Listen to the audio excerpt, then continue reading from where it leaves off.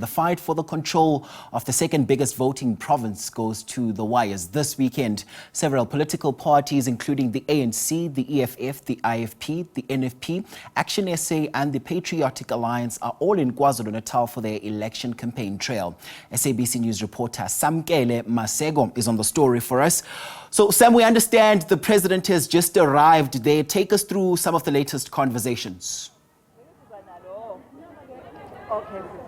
The president has arrived here in Kwaximba to engage with the Nkosi Umlaba on various issues pertaining to water in the area, pertaining to the issues of traditional leadership as well. I am going to bring in the ANC spokesperson, Mahlengi Pengumutsiri, to essentially speak on the president's visit here to Nkosi Umlaba here in the Kwaximba.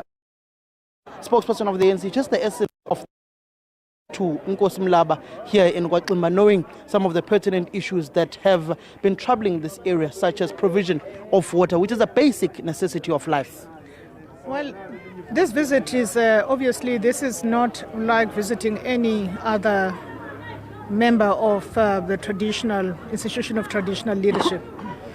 This is the Mlaba family and the Mlaba chieftaincy that the ANC owes a great debt of gratitude. You would follow that both the father to the reigning chief, as well as many members of the family, his uncles and others, became underground operatives of the ANC long before 1994. Were ostracized by the then Zulu government and in collaboration with the entire apartheid system. They harbored a lot of operatives, Mkhonto operatives. Apart from that, they spoke out openly and about their support for the liberation struggle. So this is very intense, a very intense visit by the president. He is inside there listening to them, outlining the history of the family in as far as the African National Congress is concerned, but also talking about issues of service delivery in this area. This is a stronghold of the ANC. I would say this unequivocally. Despite all the challenges that are in the area, there's a lot of development that has happened, not just issues of water, but as you would know, as you can see, people are here to see the president because they believe that the ANC is the home, and Kwaximba is the home of the ANC. We have a number of leaders of the ANC that come from Kwaximba, including our current head of elections and countless others. A number of others that I would not go your audiences with. So it's that kind of a visit. When you look, the president is coming to seek advice as well and counsel from people who have been in the ANC at a time when the ANC operatives were referred to terrorists. When you look at the history that you've just narrated and current contemporary politics, Nkosi Umlaba used to be part of Controlesa. Controlesa feels as if the president has somewhat neglected traditional leaders in his administration, which are some of the issues he may pertinently address with the president. You also look at service delivery issues. Water, it's a basic necessity of life. You've seen the inroads of a political party led by your erstwhile president here in this specific area. Why should these people of Kwaximba still have their faith in the ANC when the ANC government fails to provide them with a basic necessity of life, amanzi, water? I'd like to believe that the people of Kwaximba have seen a lot of projects in the area, including road construction projects. When you were driving in here, you would have seen projects that are currently underway and have been underway. They would also want to vote for the ANC because they have access to a number of primary health facilities in this area and without having to pay something. There are a lot of poor people in this area, but also there's been a growth of a sense of, if you like, the middle class in the area as a result of the policies implemented by the ANC government. On the matter of respect or views of Controlesa, obviously a view of the ANC is that the institution of traditional leadership is absolutely important. And I think it's evidenced also by the focus by the president on Amakosi. He has been crisscrossing the country, meeting Amakosi to seek counsel and to seek wisdom, including to report back about the work that government is doing to address conditions of the subjects under which Amakhosi report.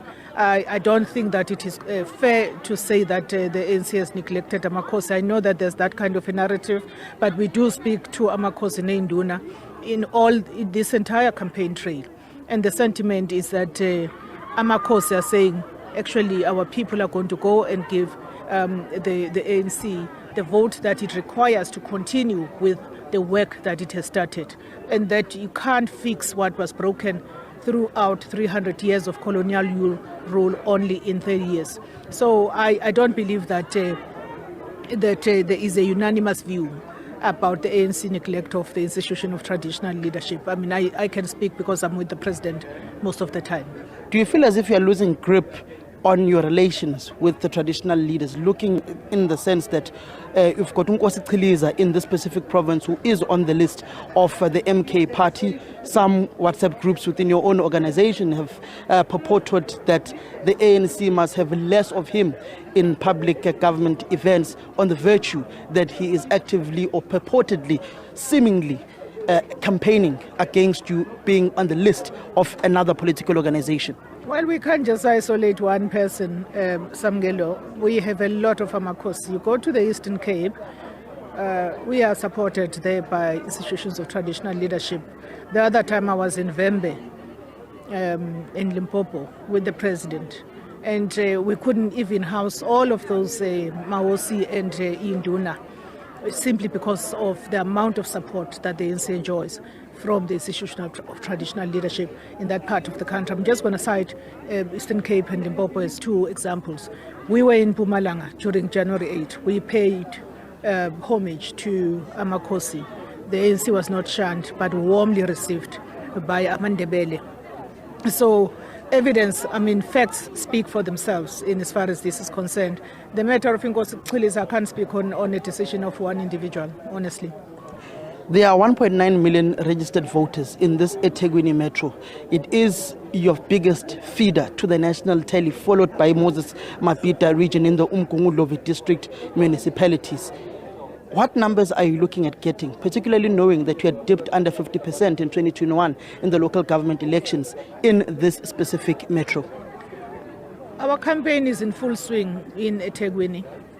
It's in full swing for several reasons, because we must do so. Secondly, because we understand the contribution, the total contribution of KZN overall, particularly eThekwini, to the national vote share. But also because we understand the conditions of the people of eThekwini.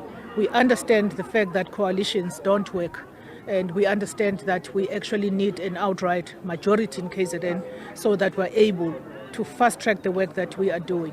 We're not really worried about what may not happen. We're more worried about securing an outright majority, including here in eThekwini, and we're focusing on it.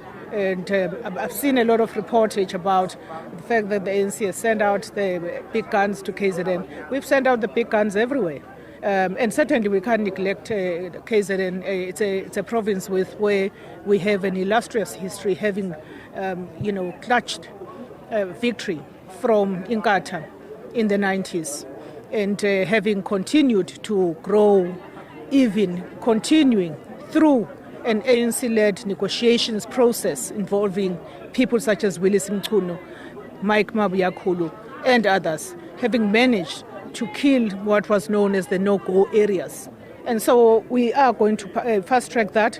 Today, many people can campaign in Nongoma. It was unheard of when some of us were young in this province. So we want to continue with that work. Thank you very much, Mahlengu Pengumutsiri, the spokesperson of the ANC. Later on, we will speak to the executive, or rather to the mayor. There's no executive mayor in eThekwini, but to the mayor of the eThekwini Metro Municipality, Mxolisi Kaunda, on the issues of water provision for this specific area of Kwaximba, as he is working alongside the Minister of Water and Sanitation, Senzo Mchunu, in addressing the water challenges in this specific area.